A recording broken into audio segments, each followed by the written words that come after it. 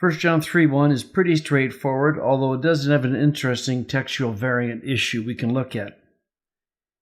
Idete parapein agapein, dedukin heimin hapater, hina tekna theou klethomen, kaiasmin, diatuta ha kosmos ou gnoske hemas, hate uk egno auton. Here's your imperative of horao, idete, parapein agapein, how great a love. Then here's the subject, hapater, dedukin heimin. Now, a couple of things. First of all, this is your me verb, right? So there's the root, reduplication with an epsilon, so you know you're in the perfect tense. The variant marked by these two things is interesting, and this is typical of lots of the variants in the New Testament, and it's why you can't ever really talk about variants without talking about the significance. There are some manuscripts that instead of it being first person is second person. So instead of he has given to us, it has given to you. No difference really in meaning, but that's typical of these kinds of variants. In order that, remember, hina, looking for the subjunctive, there it is right there, that we might be called children of God. And then emphatically, John adds, and we are children of God.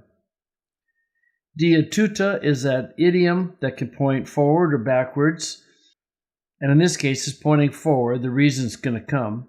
On account of this, the world does not know us, and again, the variant is you, does not know you, does not know us. Here's why the world doesn't know us.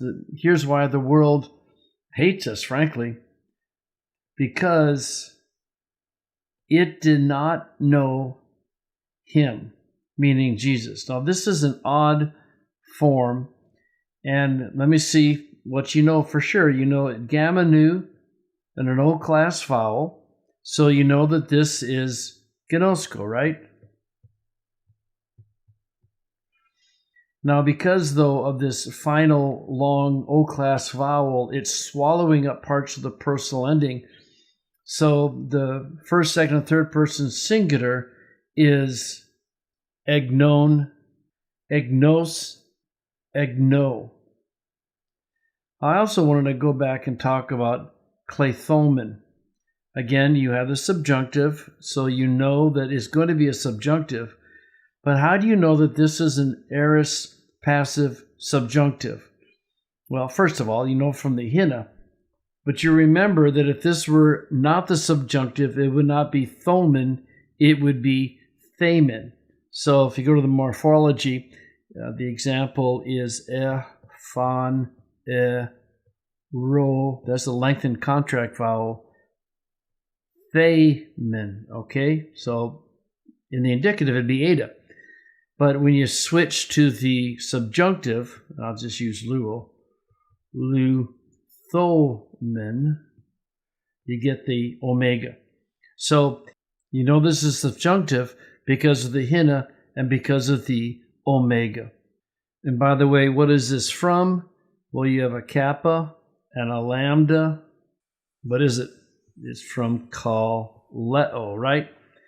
You want to hang on to those consonants as hard as you can because vowels are going to change, even drop out entirely. And it's not that unusual for etas to be inserted before the theta in the aorist passive. In terms of phrasing, it's pretty straightforward.